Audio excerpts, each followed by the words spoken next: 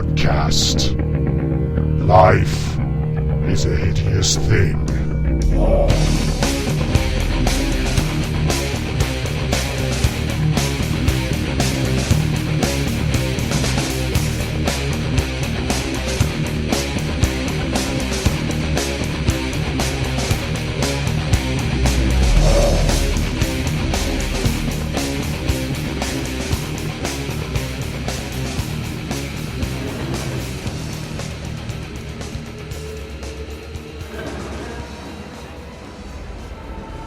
Welcome to the worst nightmare of all. Reality.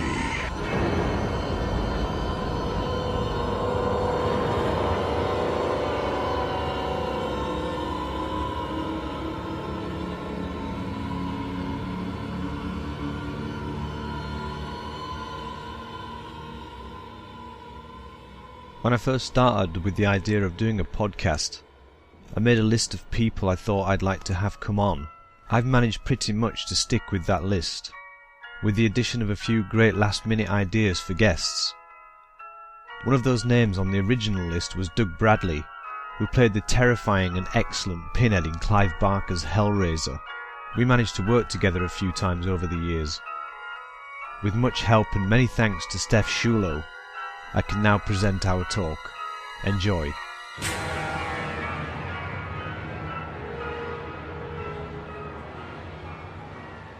You're in Pittsburgh. I am. How's that? How is Pittsburgh? Well, it's finally being spring, which I'm coming to terms with the fact that spring happens late here. It's fucking cold for a long time. I was just actually looking up the last time Cradle played in Pittsburgh. You had a blackout. Yeah, that's right. How do you remember that? Because Steph got tickets. Was it where were you playing? The Altar Bar, was it? I'm just looking on the list. This list, Doug, is like all the gigs I've ever played in my life. Wow. And it's about 30 feet long. Was it about 2009? Yeah, I'm just... Thereabouts. 2009, 2010 maybe. She ended up sitting on your bus talking to Paul while we were waiting to see if the power was going to come back on. Really? I can't remember what was the venue called. I think it was Zoo Club. The who? The Zoo Club. The Zoo Club. That rings a bell. Yes. I remember we went in there to see what the fuck was going on. I think we even sound checked. Right. And then they just said, sorry, the power's gone, you're going to have to cancel. And then it came back on and all the fans went in. And right. Then, anyway, yeah, it's a long time ago. But yeah, that's unfortunately the last time I was in Pittsburgh. And again, it was freezing cold. It's actually freezing cold here today. Wow. Yeah, well, April's always unpredictable like that, but it's a beautiful day here today. Finally, it seems we're warming up a little bit. So I want to introduce you to Life is a Hideous Thing podcast, and I don't know if you recognise that title being from H.P. Lovecraft. I wouldn't have done. No, which story is it from? I think it's from Call of Cthulhu, but oh, okay. I'd have to check, because I think I've read every single Lovecraft story, and there must be like 80 of them, and because they're very short, they all kind of mingle into like one after a while. So I get very confused which story is which, and I have to reread Sure. the ones. You have to reread them. But you were ever a massive fan of Lovecraft? Oh, absolutely, yes. Well, it was actually Clive Barker who gave. We're on now, are we? Yeah. Sorry. Okay, good. I seem to do that with everybody, is I don't actually tell them we've been recording. Yeah. Okay. Because I know you know who Clive is. I'm not sure that everybody will necessarily. For people who don't know, we met as teenagers. We were at the same high school in Liverpool together. I met him in rehearsals for the school play. He gave me I think it was either The Tomb and Other Stories or Dagon and Other Stories. And that was my first introduction to Lovecraft, and been a big fan ever since. And then, and of course, doing the Spine Chillers audiobook series, which we can talk about in a bit more detail later if you want to. recorded a lot of Lovecraft's stories for that, including the Call of Cthulhu, so I probably should recognize the line, but I'll confess my ignorance. It's some sort of line that I've used for about 25 years. I used it on a demo for my first band, I used it for an idea for a book, and now I'm using it for this. And I think a lot of people seem to think it's like a negative on... sort of a negative angle on life, but I don't see it like that, because if you read into a lot of Lovecraft stuff, I don't know, he wants people to realise our sort of little position in the universe, and I think that's what he meant, is that once you realise that, life becomes quite a monstrous thing. It's like, oh my god, we're not actually anything here. We're just kind of Right. dust floating around in the universe, and we're not that important.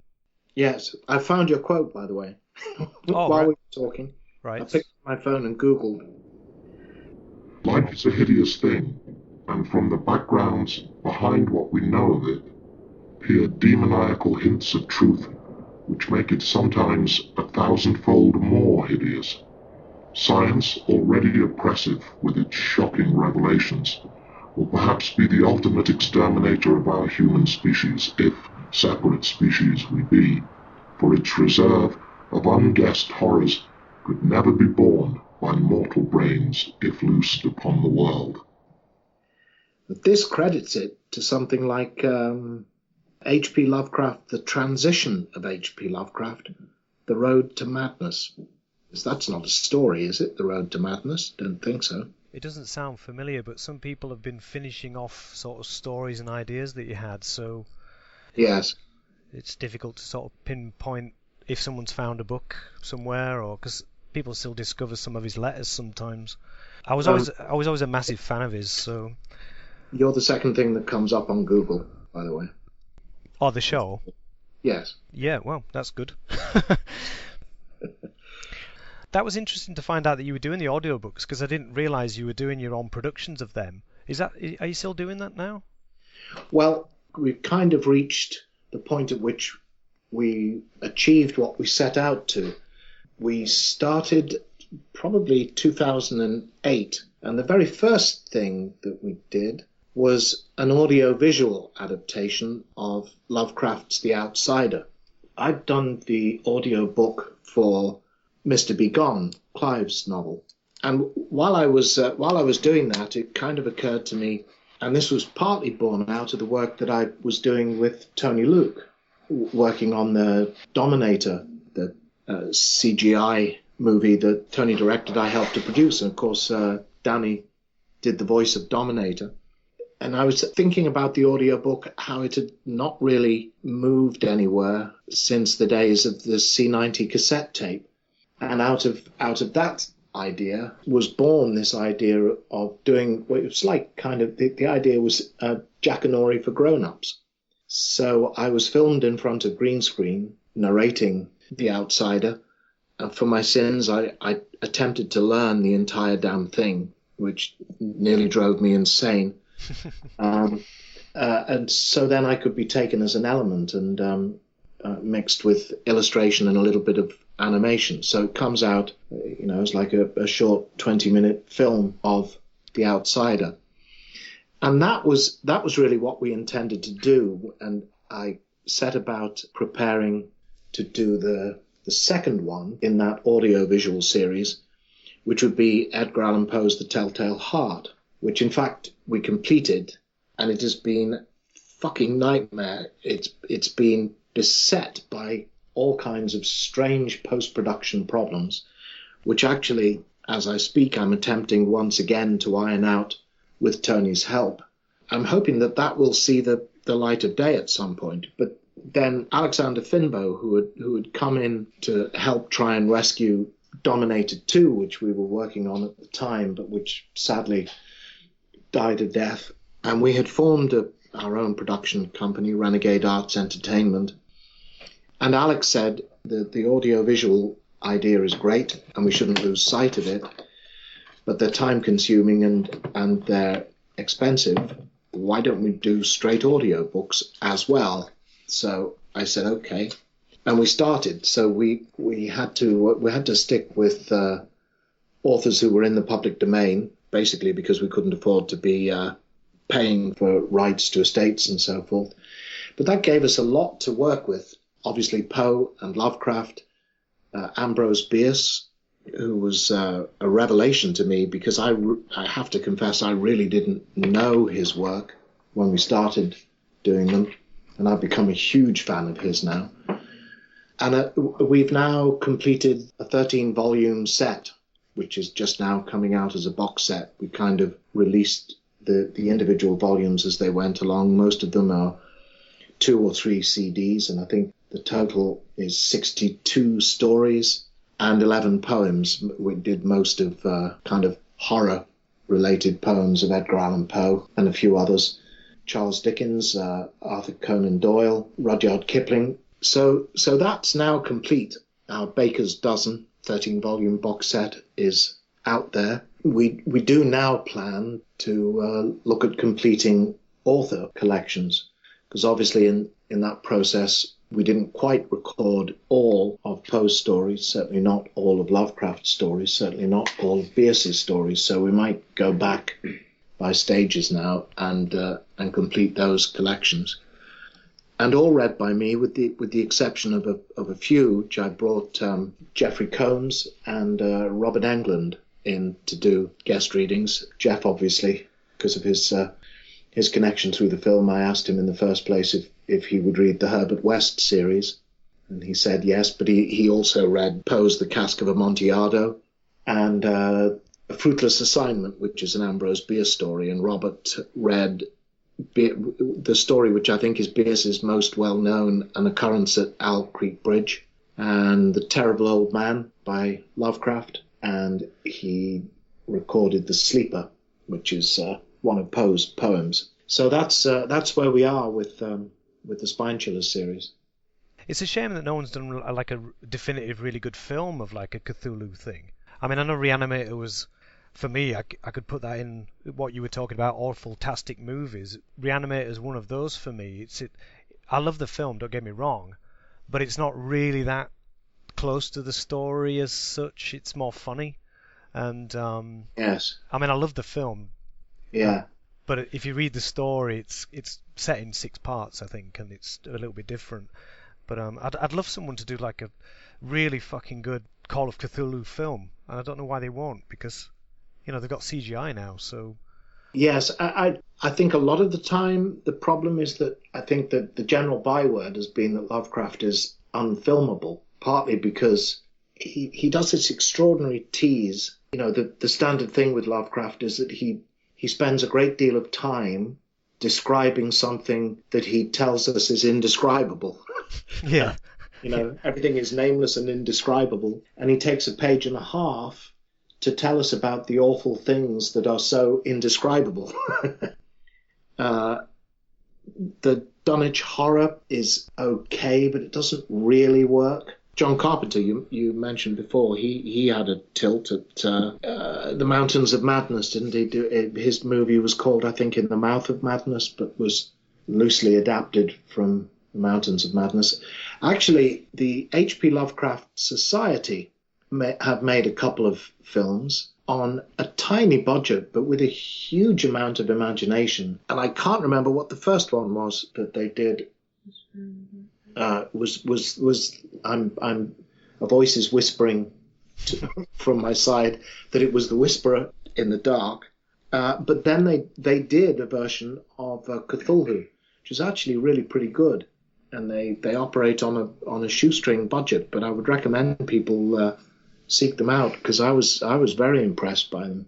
There's an element, I think, with Lovecraft where the difficulty is when you read Lovecraft's description of Cthulhu rising from the depths of the oceans on the page, you let your imagination run with it, and you take Lovecraft's word for it, that this is a terrifying abomination.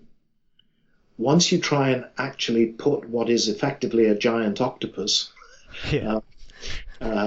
on screen, it's not really going to be a terrible abomination anymore. It's very hard to take the elements that Lovecraft describes, which, just taken as elements, do sound slightly absurd. but somehow or other, through his genius, because he is absolutely inexhaustible in his ability to describe the indescribable and name the nameless and so forth, it never ever comes across as ridiculous. But I'm just also having my memory jolted of the movie Monsters that was out a few years ago. It was really good, I thought. It was kind of political allegory, obviously, because it was set in relation to the Mexico-US border and the question of having to keep the monsters out. So it's, a fairly unsubtle allegory for America's attitude to the Mexican border. For most of the film, they didn't really show us the monsters. We saw the aftermath of what the monsters did, or we saw the ripple of a tentacle on the surface of a lake or a river, but that was it. Then they did show them to us at the end, and they were basically, they were Lovecraft's monsters. And I thought they did them rather well, because they were rather ethereal and rather beautiful, while also being scary monsters. He can spend a lot of time setting things up before he gets to the chase. One of my favourite stories is The Rats in the Walls, and also The Tomb. But there's very little that happens in The Tomb. Most of the exposition and most of the horror is inside the narrator's head. But there's not a great deal of plot to play with. And with The Rats in the Walls, you get a lot of exposition, all of which I love, but it's very literary. It's very uncinematic before you get to the denouement. I think The Case of Charles Dexter Ward was my personal favourite. Right. And I discovered a grave in my hometown cemetery of Charles Ward. Oh. Which was, for me, awesome. And then one day I was walking home from a party about 5 a.m. and I decided to have a lay down in the park. Mm-hmm. Just as it was becoming daylight, I noticed a plaque from somebody famous from my hometown called John Kerwin, which in the story is his mad uncle called Joseph Kerwin. So I had a little bit of a... maybe this thing was actually real. That was just me in my teenage mind running away with itself. But yeah, I was quite fascinated with the story. I think it's very good drugs that night. Mm-hmm. Possibly. I don't do drugs, Doug. Of course you don't. It's just a passing comment. I think it was Special Brew, actually. Which to some is actually worse. But anyway, It is. When you mentioned Dominator, the other night I dug out the DVD, and when I opened it up to check the disc was still in there, the stub from the movie premiere fell out of it. Oh. And the scary part of it is it was dated 20th of September 2003. Jesus. Yeah, wow. I know. That seems to me like only 4 or 5 years ago, and it's actually 12. So time flies.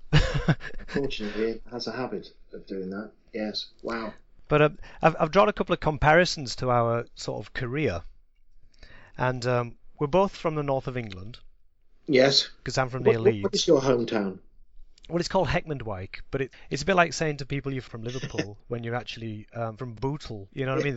You just say Liverpool. So when people ask me where I'm from, I say I'm from Leeds, but I'm not actually. And I was actually a Liverpool Football Club fan when I was very young. Maybe. Why the past tense? When I was 12 or 13, this is 83, I saw some American football on the BBC, like the Super Bowl highlights. It was literally 5 minutes long, and I got curious about a team there called the Washington Redskins. Right. I don't know. I was just young and I was looking for something different. Been a bit of an awkward kid, black sheep. I like different kinds of music and all that kind of stuff. It kind of fitted in with the fact that I didn't particularly like rugby. And to me, and you'll probably know this more than I do, around the late 70s and early 80s, Liverpool were brilliant and they did everything they ever wanted to. And for me, that bored me shitless. I don't know why. You know what I mean? It became too easy for me to like them. Yeah, I understand that. I think my love for Liverpool were more to do with the collector cards I had as a schoolboy. Right. Because they were worth more. Then Manchester United were obviously the biggest things, and still are. So I guess my interest in soccer just waned as I got more into my teen years and got into more Lovecraft and music and books and stuff like that. I just branched away from Liverpool. Did you ever get back to Liverpool much? Well, I was up in Liverpool just before. When was I last there? Just before I made, as it were, my final move over here to the States. So that's I think 2 years ago. Yeah. No, just over a year ago, in fact. I was up there, but yeah, I used to go back pretty regularly. I mean, it's a place I will never, I've left it, but it will never leave me. It's kind of in the marrow of my bones, I think. Yeah, it's something that I like to say, that I could wear a T-shirt that said Yorkshire on it, and people would understand me straight away. Whereas I can't particularly do that with Suffolk. You know what I mean? It doesn't have that same portray of like misery or what, I don't know what it is. But Liverpool's the same. You put LFC on your shirt and people know straight away what you're talking about. It's a bit like wearing a Misfits T-shirt. People know what kind of person you are. And then I saw you doing something with Jerry Only the other day. Yeah, I did a night's filming in a cemetery in Fairmont in West Virginia. What they're doing is, for their upcoming tour, they're going to be, as a lot of bands are doing now, playing specific albums live. They're putting these little filmed homages to different branches of the horror genre to play on screen during the concerts. So Jerry had asked me if I would do their Hammer homage. So I was playing Van Helsing to Jerry's Dracula. I know they had just filmed a zombie one as well with Tom Savini. We'll come round to Tom Savini in a second, because I know he's a resident of Pittsburgh. He is. As a teenager, I was, I'm talking about young teens. I saw Dawn of the Dead, which was obviously filmed in Pittsburgh in the shopping mall. I remember on tour, we wanted to go there and have a walk around. I don't know why. On tour, you kind of do these things where you think you're entertaining yourself and you go into a fucking shopping mall. They all look the same at the end of the day. Look, that's the window the zombies press their cheeks against. Yeah, and we wanted to get in the attic and live out like they did, and go down and have your hair done in the hairdressers. I don't know. We had that sort of horror sort of we were a horror band anyway, but you know what I mean, we had that like awareness where we wanted to check out these silly places. I did go to Lovecraft's grave a couple of times. Right. Well, that's a pilgrimage I've never had the chance to make yet, but I would certainly do if I were, Providence. I went twice. I went once in the summer and once in the winter when it was buried in about 4 feet of snow. I think the guys that took me there said that he actually wasn't buried there. It's his family grave of his parents and his wife, and the headstone that's been erected is from the fans. There's no evidence that he was ever buried there, and it just adds to this mystery of where is his body. It's like, I don't know. Yeah, I don't know whether they were actually saying that so that no one actually attempted to dig it up. Similar thing to Poe. I have visited Poe's gravesite, but then he got moved around. Yeah. So there's actually two separate. It's like the grave and the monument. Was he actually reburied under the monument? So he is, but there's the original grave that you can also visit in the Westminster Cemetery. But yeah, I mean, I'm a big pilgrimage maker as well. If I have the chance to do those things, I don't think I ever go to New York without going to the Dakota Building and to Strawberry Fields. Yeah, I mean, Providence is a nice little town. Obviously, it's like Baltimore, where it's got bad areas and then it's kind of nice, and then it's bad again. Yeah. We met once in Baltimore. You remember when you came to the show? Yes. That was a great day for us because me and Dan came up to see you guys at the convention, and I ended up chatting to Joe Pilato, who played Captain Rhodes in Day of the Dead, and he was drunk. No kidding. He was saying something about a young, pretty girl sat opposite his table. I can't remember the film she was in, a horror film, obviously. But he was kind of in character. He was like, "Oh, that fucking bitch never fucking gets off a phone." We loved it. It was like, wow, you're actually like Captain Rhodes, a real arsehole. And then as you guys came down to the show, the girl who was organising the Horrorfind convention informed us that he'd been thrown out of the bar and arrested by the police. So I presume, I presume he'd been drinking all day and he'd got the better of him. It was very amusing when you came to the show, actually, because you weren't announced. Nobody knew you were there. And I seem to remember Danny had kind of pinky dreads and strangely coloured eyes, as his weren't. And as we were walking around the hotel, I could see all these fans walking past, and then they'd stop, and there'd be this, did I just walk past? Yeah. Slow down recognition on their faces. I think we went and sat in a corner of the bar to chat, didn't we? And there were these heads bobbing around the doorway. Word was getting round, I think. It was kind of a route that I was interested in pushing the band down, and only because, and you'll kind of like make this out to be funny, but I wanted to be a doll too, like, because you've been made into a doll like several times, and yes. I took that as, for me personally, if I ever did that, if I ever became a G.I. Joe 12-inch character, I would quit the music biz. But I kind of did it before I managed to get there, and I'm kind of sad about it because I would have been awesome. You certainly could have come and done signings at conventions. Other bands have done it. The Misfits have done it at a show in Dallas called Texas Frightmare last year. And there's a point, the convention's in full flow, and I'm at my table signing away. It's a big show. It's very busy. And suddenly the doors opened, and all the members of Ghost paraded onto the convention floor, and they sort of made their way around. They came and visited me at my table, and which was slightly weird because they're muttering to me as we're having photographs taken. But of course, they're all wearing identical masks, but they're all trying to mutter under their breath, we're big fans, love your movies. Did you get to meet them without the masks? Yeah, we went to see them in Dallas. I think they're fantastic.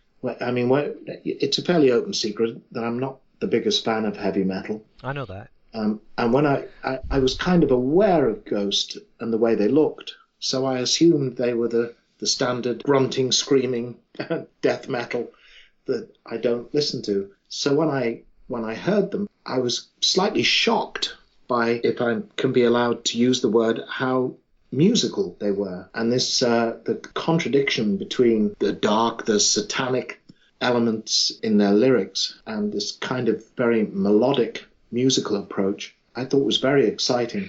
So we went to the gig, and we met them before the gig. They were all masked and gowned, and then went back and met them afterwards as normal people. Great guys, very smart, got on really well with them. I do like the music. It's sort of, yes. In my mind, it always gives me this image of Black Beauty, the old TV show. Yes. You know that music? I don't know why. It's like a 70s kind of tune. I don't know why. It's really odd. You're obviously meeting a lot of people on the scene. I guess, is that because you just can, or you're interested in it, or? I guess because I can, and because they're fans of me, even where I may not always be fans of them, if you see what I mean. No, but that's why I wanted the band to get into the convention thing, because we were interested in meeting people that we were fans of. And when we met you at the Baltimore, I met several people that I was a fan of from really as a kid. Like there was the guy in Hellraiser who played Scorpio in Dirty Harry, the bad guy. Andrew Robinson, yeah. Yeah, and when I saw him, I totally forgot he was in Hellraiser. But when I saw him, I was like, oh my god, it's Scorpio from fucking Dirty Harry.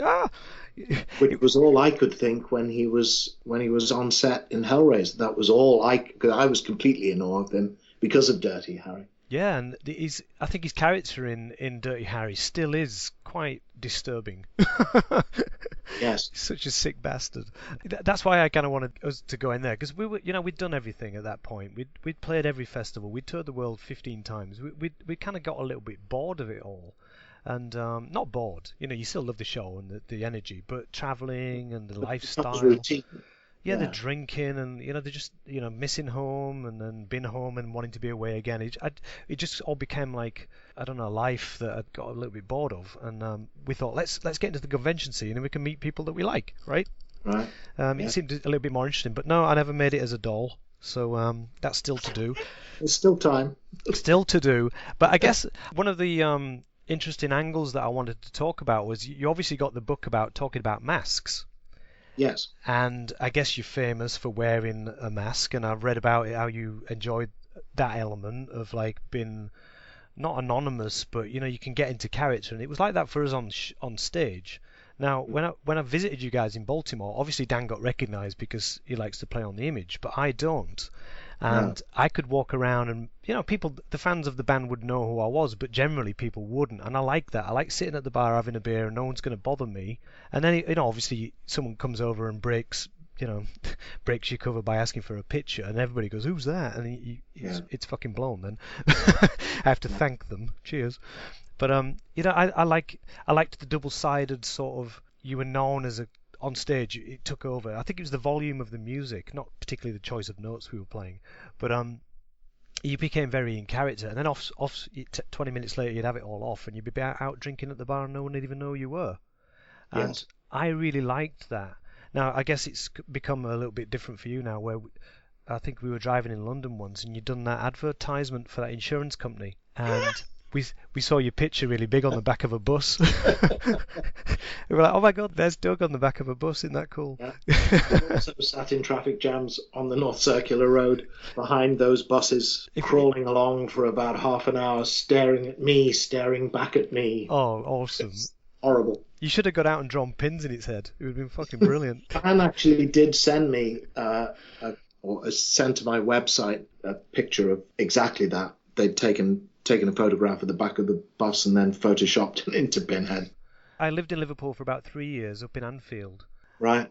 Has Steph ever been to Liverpool? Yes, I took her up there 4 years ago. Yeah. But as a link between all three of us, I was a self-taught musician, and you said you were a self-taught actor, and Steph said she was a self-taught artist. Yes, certainly speaking for myself, I have never had a day's acting lesson or teaching in my life. There are those who will say it shows.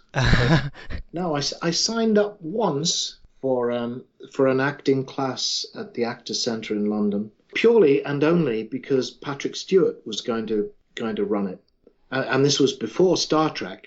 I had watched him for years. I knew him only as a mainstay of the Royal Shakespeare Company, and I was a fan of his purely for the work that I'd seen him do on stage. And it was a Shakespeare class, so we'd been asked to prepare a piece that I think I did something from Henry IV, Part 3. And when we got there, we were told that Patrick couldn't make it because his filming schedule had been rearranged and he wasn't available. So they'd sent another actor from the Royal Shakespeare Company along. But I kind of lost interest straight away. I think Patrick Stewart's actually, he's from 2 miles away from where I'm originally from. Oh, okay. From a little town called Murfield, and I didn't realize that was like a local rumor because obviously he was in Star Trek when I was young, and I just thought people were bullshitting. Right. And then he was on TV and he was being interviewed and he said, where are you from? And he said, I'm a Huddersfield Town fan because I'm from near Huddersfield. And I said, well, where from? And he said, his town, Murfield. And they said, where the fuck is that? And he said, well, if you don't know that, you won't know Heppenwyke. And it just blew my mind when he said my hometown on telly. I was like, yes. Wow, it's actually true. Well, otherwise, I think because I had started doing stuff with Clive, so we were doing experimental, crazy theatre in Liverpool. And by degrees, we moved down to London and we formed the Dog Company. And it was while we were doing Clive's play, The History of the Devil. This would be around 1980, 81. And we took it up to the Edinburgh Festival. It was very successful. It was a great part for me. And it was just while I was doing that, I kind of thought, oh, well, I think this is what I'm going to do. Because I'd never really asked myself that question before then. So when the Dog Company kind of died a natural death or was put to sleep, which I think was only a couple of years after that, I had the choice and I did think about whether I should stop and go to theatre school. But at that point, I think I'd been doing it for a while. I made my mistakes in public. I was arrogant enough, I think, to believe that I was able to do this, better than some and at least as well as most. And I didn't really fancy the idea of going off and having somebody else tell me how they thought I ought to do it. So I just carried on, got my equity card through by a backdoor route, and went off, and I was doing repertory theatre around England when Clive said, I'm trying to put this small, low-budget, independent horror movie together, and I think there's a part in it that you might be interested in. And like a fool, I said yes, and here we all are. Steph's self-taught, she'll speak to herself if she wants to. Oh, hang on. My dog has just roused itself from beneath the coffee table. I thought I could hear heavy breathing. Yes. Yes. That's Ziggy, the German Shepherd. I think I took one guitar lesson and realised, that was enough. I think and this will go for Paul as well in Cradle. We didn't want outside influences helping us write music. So if you learnt a blues scale, you'd end up writing that on your album because that's all you knew. So we were very against being taught. We wanted it to come purely from inside us. And whether that's had any effect overall, I'm not really sure. It's just the way we felt. I think I learned my first chord shape from a poster. I just copied it, and that's how it worked. I made a career out of it. Everybody starts from, with the exception maybe of a few geniuses, I think everybody starts from a place of no particular talent. And the crucial bit is imagination, and whether it's art or writing or music or acting, it's the inspiration that's in your head in the first place that's going to mark you out. Yeah, I think we probably were the same in that we got a lucky break. Obviously, the phone call from Cradle helped my career immensely. And that's just right time, right place, knowing the right people, being available, being up for it, blah, blah, blah. There's a lot of different elements involved in being able to say, yes, I'll do it. Sure. If I was doing something else and I didn't have a passport, for example, it would have been dead in the water, and I would probably not have been sat here today. So you know what I mean? It's that sort of similar kind of like comparison where you had a turning point in your career where you just got this part, and the rest is history. It's when you come down to that little definitive moment. Yes.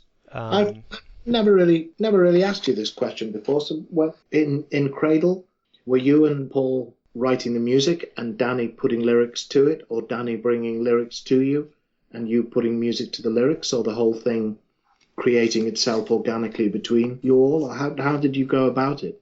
I think there was lots of different ways we could try and get the record done, and believe me, we'd try every one, because it's like a year and a half's worth of work, and sometimes stuff comes naturally, and sometimes stuff gets stuck in the mud, and it doesn't ever happen. So I think overall, 85% of the time, me and Paul and the band, the guys, whoever was involved, would demo all the music. We'd give it over to Dan. Dan had already an idea of conceptually what he wanted a new record to be about. Yes. But it hadn't been fleshed out. And then once he got the songs, he would start writing lyrics manically and going off in his world about the lyrics. We had nothing to do with that. In fact, sometimes when people have asked me what certain songs are about, I ain't got a fucking clue. But it's always the best way. But in my defence, Dan can't play the drums, so it's you do your own little bit. You know what I mean?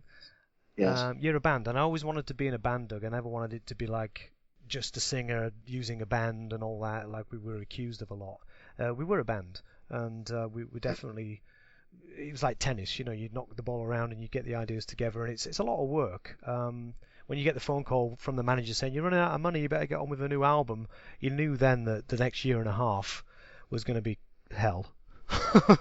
Yes. Which came around a lot. I did 5 albums with Cradle in 10 years, so it was like every 2 years we were doing it, roughly, and it was quite intense. So was your first album with them the Cruelty and the Beast? No, it was Damnation and a Day. Oh, okay, right. Which is a little bit further down the line, and I personally think that Cruelty is their peak. Right. It's 2 albums before me. It's the album before I did my first work with you. I think Midian was my first. I love Midian, and I think the element of you being involved with that obviously makes me like it even more. And I'm not saying that because I'm kissing your ass. I'm just saying it did. It was fucking evil as fuck. Take that. It was though. It was like, oh my god, this is. I might ask to have that on my headstone actually. Evil as fuck. Fucking evil as fuck. Yeah. Good. And Danny had used Ingrid Pitt on Cruelty and the Beast as well, I think, hadn't he?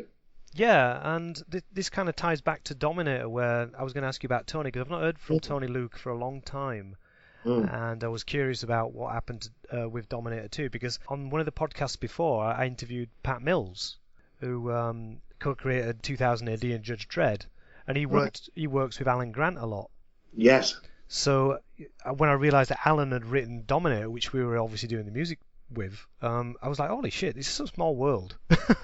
Yes, it is. It kind of goes round in little circles, and they are, when you realise so small, it's quite scary. It's like, oh my god, I'm one step away from knowing just about everybody, really.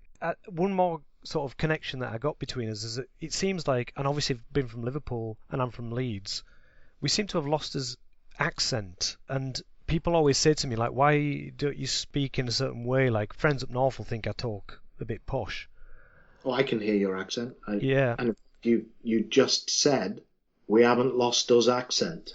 Well, I've just been to the Whitby Goth weekend, so I probably picked a little.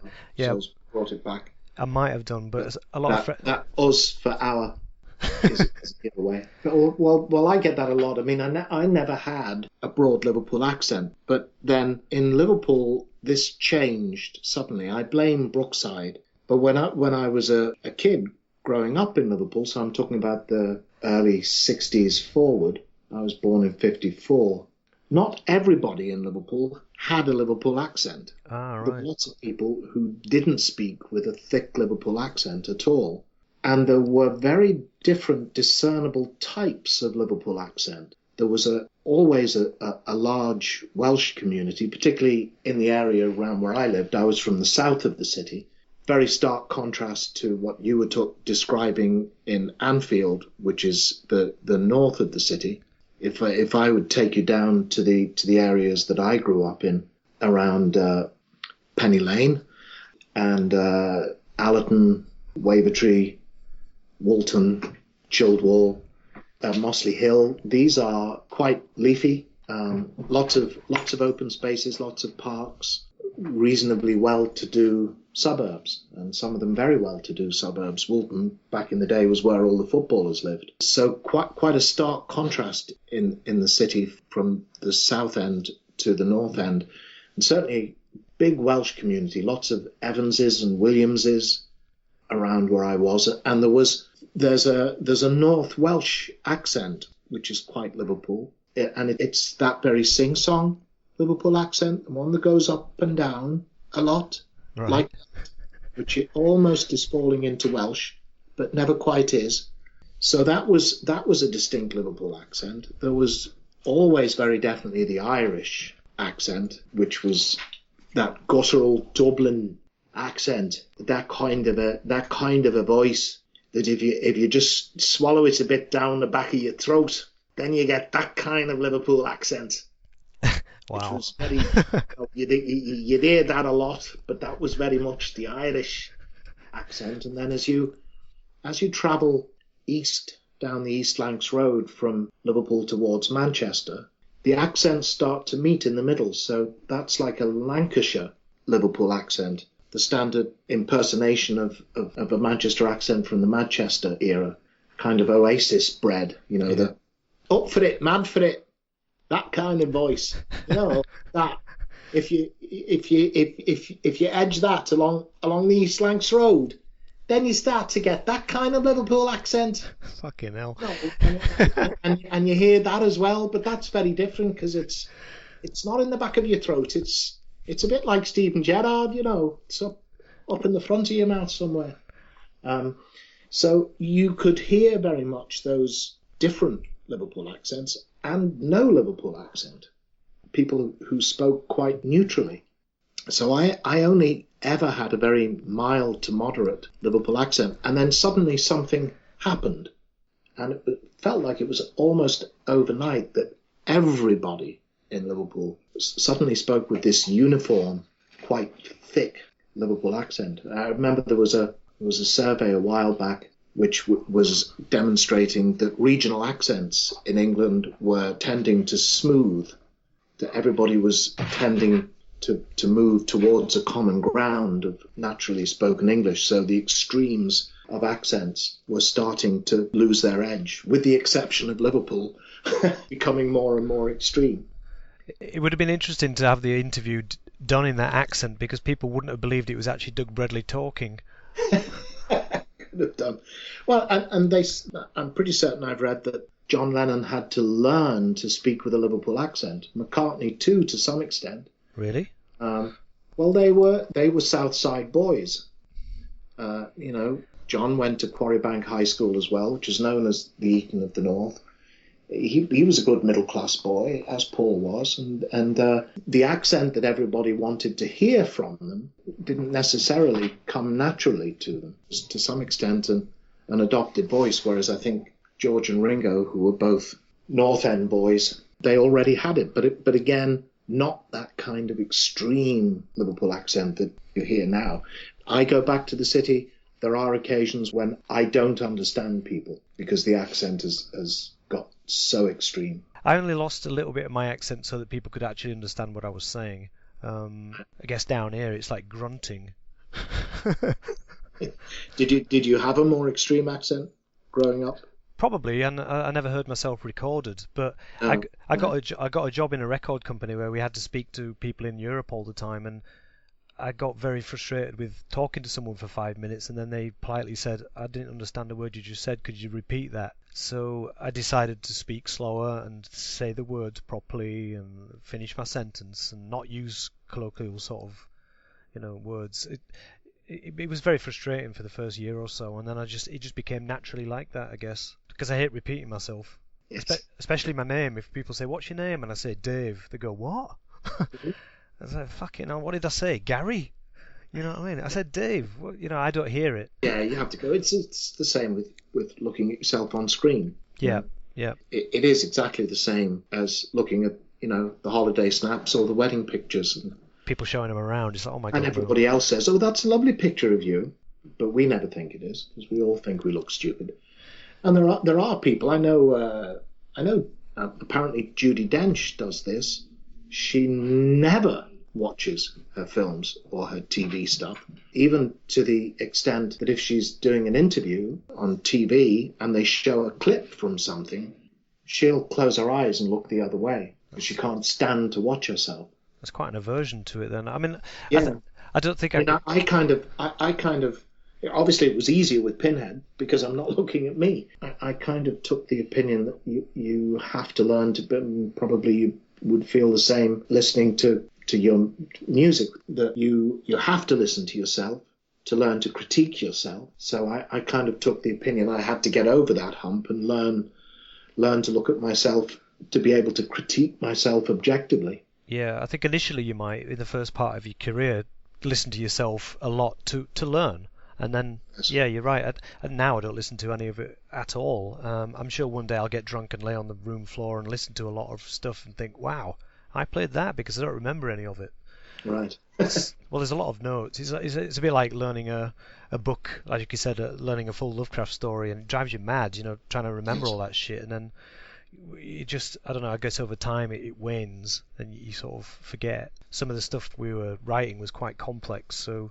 Yes, it was. I do remember on one of the recording sessions, I had to, a lot of the time my recordings were done dry and then just added to the songs. But there was this one that needed to be fitted to the rhythm of the piece that you'd done. And I had the option of either listening to it as a finished track or just the drums and click track. And I remember coming out of that and saying to you guys, could you, if we do this again, could you do something in 4/4 time? As opposed to this 1927 time or whatever it was you were working in. Because I'm trying to find an on-beat and an off-beat to find somewhere to come in. Yeah, it's not easy. It's very complex, very complex. I still don't necessarily like the music any better, but I came out with out of those sessions with a lot of respect and admiration for the technicality of what you were playing. We had to try and remember that while we were drunk. Right. Can you imagine? No. And then there'd be obviously the mistake. The only way you could remember it. Fuck yeah, it was awful. 2015 is like a kind of a strange year. One, for very old, it's the centenary of World War One, and then very new, which is like the relaunch of the Star Wars trilogy. And so for me, it's like going back and reading a lot of stuff in the past, and then obviously expecting this brand new thing to be brilliant, the Star Wars thing. I'm not really sure about how it's going, if I'm honest. But I noticed that you played a World War One character in Hellraiser. Did you have to do much research into that? I mean, what were your family's situation in World War One? Both my grandfathers fought. Both survived. Wow. Pictures of my grandfather on my mother's side, and I'm half Scottish on my mother's side. Pictures of him from right at the beginning of the war, mounted on horseback with a sword in his hand. People lose track of that because the standard image of the First World War battle is the trenches and the guys in the mud and the rifles and the mortar fire and so forth. But in the very early skirmishes, this was still 19th century warfare. This was still soldiers on horseback with swords drawn, charging at each other, and infantry, kind of marching into battle. And it was only some little time into it that they started to dig in, only because you needed to defend your position. So both sides dug in, and that was it. It was in terms of territory, kind of stalemate for the rest of the war. I probably didn't have to do research, but I did. When we did Hellraiser, I knew that Pinhead had been human from talking to Clive, but we never talked specifics about the backstory, and I didn't really need to. I was content to leave that as a kind of vague memory of humanity. For me, I used that to make sense of his fascination with people, why he doesn't just pop up and tear your soul apart. But he doesn't. He always stops to ask questions and wants to tease you out. That was the hook that made sense of that to me. And always a sense of melancholy about him, I thought, along with a lot of other things. But it wasn't until Hellbound the backstory was initially introduced. But even then we didn't go into a great deal of detail. He was an officer in the English army, but we were post the First World War when we see him at the beginning of Hellbound. There are little clues. There would have been more if we hadn't lost a bunch of the budget with whatever financial crisis it was that went on then. There would have been establishing scenes beforehand. That would have established that we were in India. So he's survived the First World War and stayed in the army, and he's now probably fighting the Indian Mutiny Wars in the early 1920s when we meet him at the beginning of Hellbound in the Quonset hut, opening the box. But then it was Pete Atkins who really drew out the First World War backstory for Hell on Earth, Hellraiser 3. His idea, obviously the clue being in the title, that he was using both the First World War as a metaphor for Hell on Earth and also with the tie-in to Vietnam through Joey's father as being kind of America's First World War. I remember watching a program on the BBC shortly before I came over to North Carolina to shoot the movie, which was about the Battle of the Somme, which remains, I think, the blackest day in British military history. 60,000 dead or wounded in the first 24 hours of a battle that went on for months, at the end of which I think the losses were around 500,000, and I think about half a mile of ground had been gained during that process. I think everybody's fairly familiar with the process of what happened on that first day. There'd been this curtain of mortar fire, and the theory was that would have taken out the German defensive positions. So the English soldiers in the trenches were basically being told, there won't be any enemy fire. You'll get out of your trenches and you'll walk across no man's land and occupy the German trenches, which is why you see those images of them going out through the gaps in the barbed wire and starting to march across no man's land in battalion formation. The Scottish regiments went with bagpipes playing. There are stories of some of the regiments going out to taking a football with them to kick the ball to each other going across no man's land. But of course the mortar fire had fallen short, and it had not taken out the German machine guns at all. The Germans were ready for them, and also for some reason they didn't start the advance under cover of darkness. They sat in the trenches after the mortar fire had stopped for a few hours, so it was broad daylight when they left the trenches, and they're coming through the gaps in the barbed wire in single file, marching in line at you. You just rake your machine guns across them. It's as simple as that. And this guy who must have been, he will be long dead now. He must have been around 1890 then, I would think. He said something that absolutely grabbed me. He said that he felt that he was a cheat, and he had felt that all his life, that he should not be alive, that he belonged dead on the battlefield with his comrades who had died. And it was no more or less than the toss of a coin, who got a bullet and who for some reason didn't get a bullet. And he for some reason didn't. But when he said that, grabbed me, because I knew from talking to Pete that he was writing Elliot Spencer as having been a captain in the trenches in the First World War.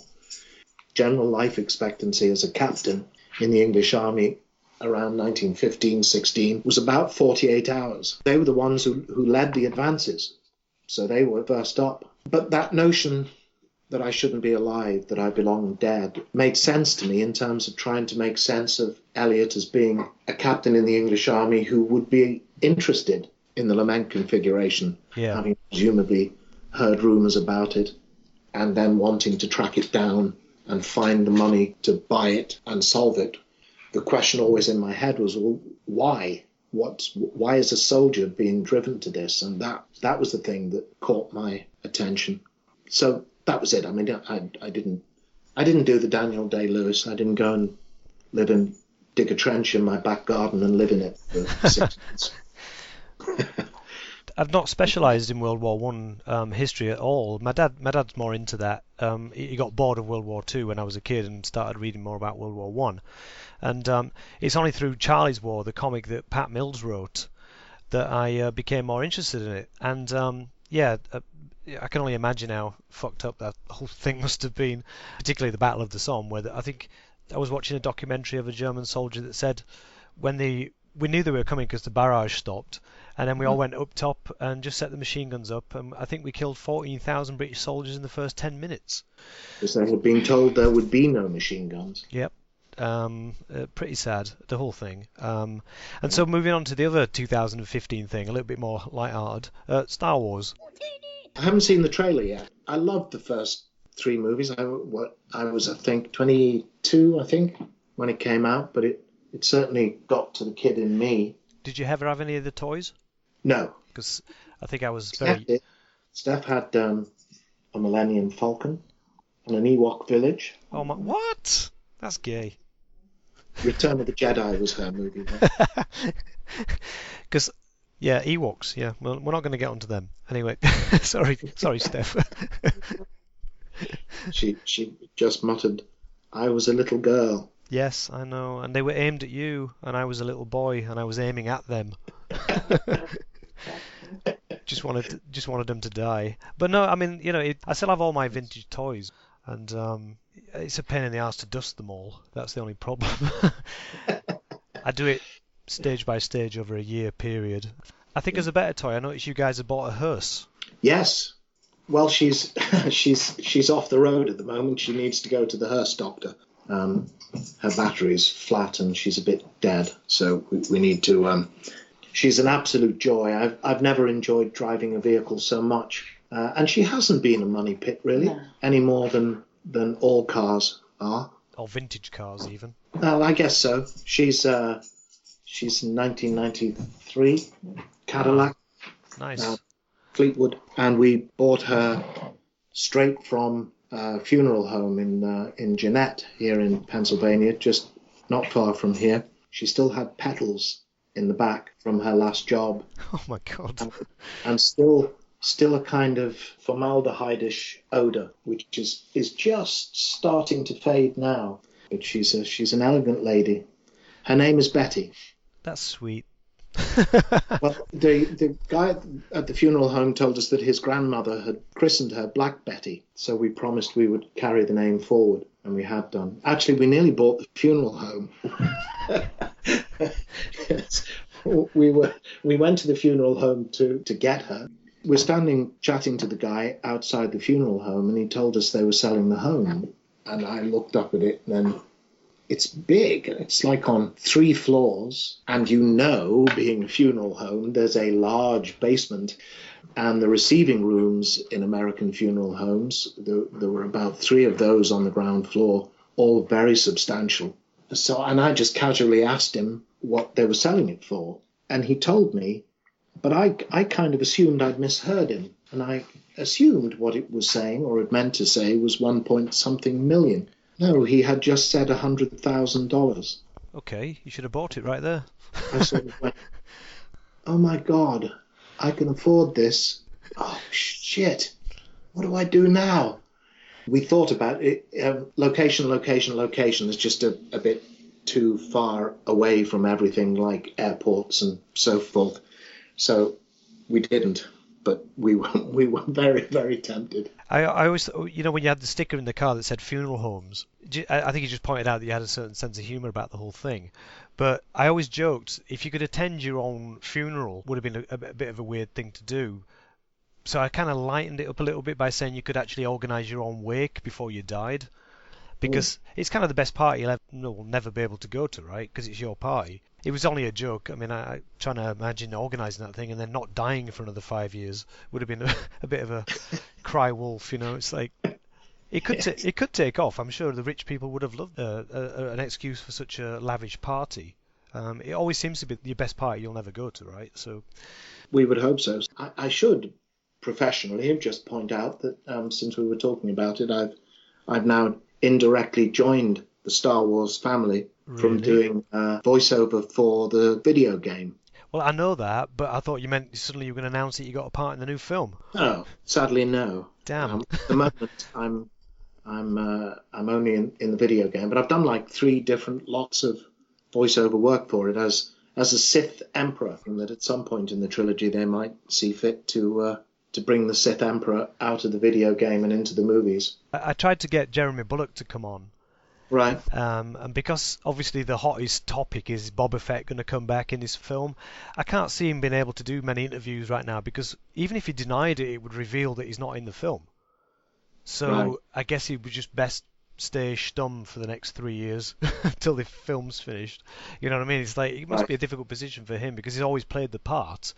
And they seem to be very into getting the retro guys to do their old parts again. So a bit of a double-edged sword. I'd like Mark Hamill to come on, and not because of his role as Luke Skywalker, but because of his spoken word stuff. Yes. He's known for doing the Joker, and he did World War Z, which was I love the book, but I hated the movie. So I just saw him do a guest star turn here in a series called Criminal Minds, playing a bad guy and being really pretty nasty. Yeah, well, when he did the voice in World War Z, I guess he was reading the book out straight, but he was swearing and calling the government motherfuckers and all this shit. It was like, wow, Luke Skywalker swears? It's got to have been the most god-awful monkey on Mark Hamill's back. I mean, he wouldn't be able to fart or belch without people being shocked. Exactly. I mean, he was the good guy in the film, right? He was the good little dude. I mean... I was more of a Han Solo guy myself, but anyway. So just to kind of finish on the awful-tastic movies you guys mentioned, I had a few that I maybe could have added. I'm not sure if you're up on a film called The Horribly Slow Murderer with an Extremely Insufficient Weapon. Do you know that film? I'm just letting that sink in. The Horribly Slow Murderer with Extremely Inefficient Weapon. Yeah. It cost $600 to make. $600. And we'll put all the money on the screen. Luckily, it's only 10 minutes long. But it's basically a guy killing somebody with a spoon. Anyway, yeah, it's awfully tastic.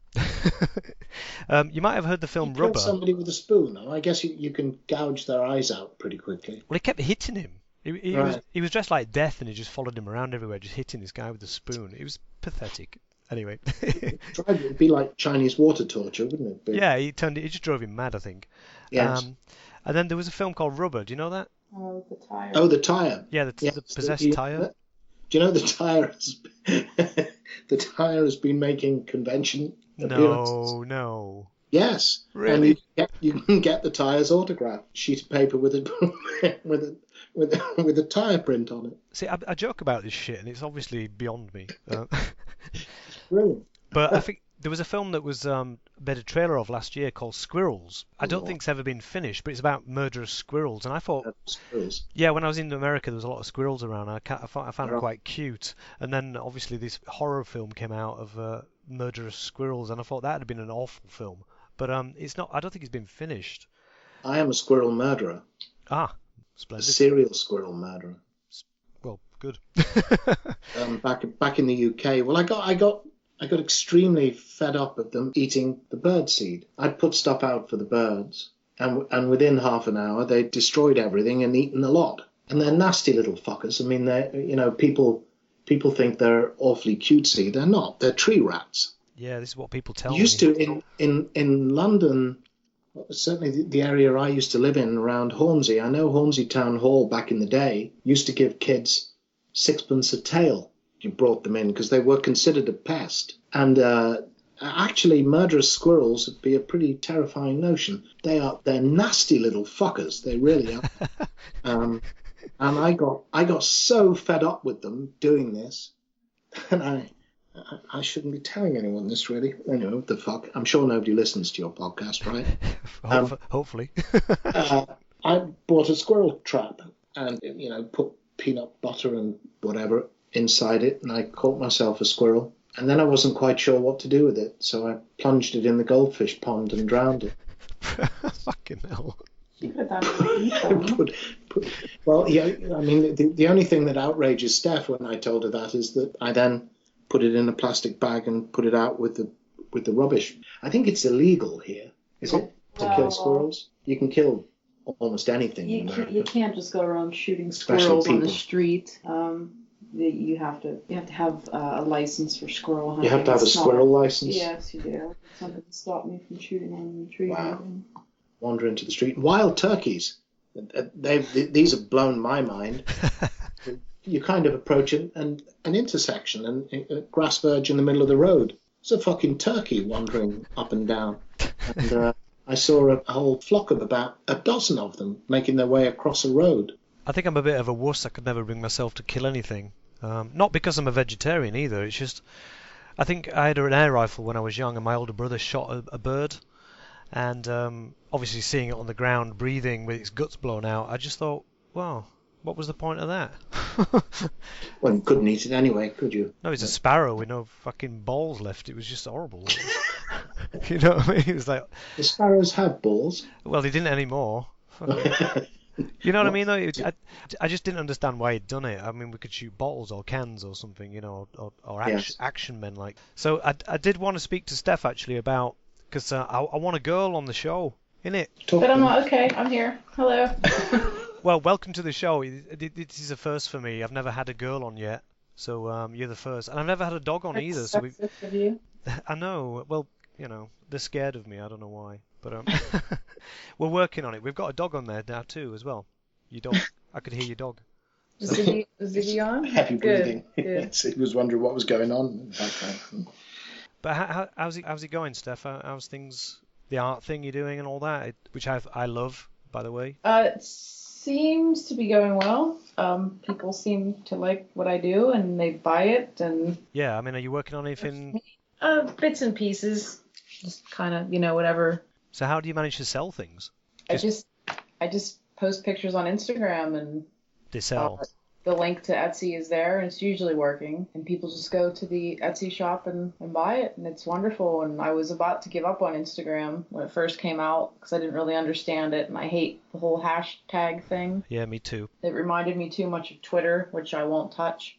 That's why I like Instagram, because it's no bullshit. You cut through all that, and Instagram is just pictures and video, and that's it. And it's very straightforward, and it's a really good place. I found so many artists, tattoo artists, and just a lot of creative types. And it's a wonderful place. Made a lot of connections that way, and it's been the best tool that I've ever found to get my artwork out there. I hesitate to do gallery shows anymore, because then that means like building up an inventory and packing everything, and taking it to a gallery and not having your work for a month. Now I just do a piece and stick it online and it's gone. So, Well, I'm glad for Instagram because that's how, like I say, I got in touch with you guys to initiate this. I was going to ask if one of your influences was Geiger. Not really. I can appreciate what he does, and I do like some of his work. And I mean, just as a visionary in general, yeah, I can appreciate it. But an influence, not so much. I'm more Quay Brothers and Joel Peter Whitkin. Quay Brothers do a lot of short films, very, very weird, very surreal, spooky stuff, weird stuff, good stuff. And Joel Peter Whitkin is a photographer, does some very disturbing work, but wonderful. So those were more of probably my two main influences, I'd say. I think that's probably a connection we've all got, is the word disturbing. Yeah, I think that's how my work is usually. I've heard it most described. First, I was kind of thinking, well, that's not necessarily good, is it? Then I learned, well, it is good, I guess. And the people saying it are the people that like it, so I guess it's a good thing. Yeah, I think a lot of people found the same with the music we were writing was disturbing, and obviously the image of Doug there has been probably one of the most disturbing for a lot of people for a long time. I want to thank you guys for, because it's been going on for 2 hours. Can you believe it? It's a little bit podcast addict, so I awesome. Appreciate that. Thank you. And, thank you, Dave. Yeah. Take care. Have a good time, guys. So I'd like to thank Doug and Steph, especially for making time to do this. And sorry if there was no details about a Hellraiser remake. That'll all come out, I guess, in due time. Not really what I want to talk about on my podcast. Cheers, guys.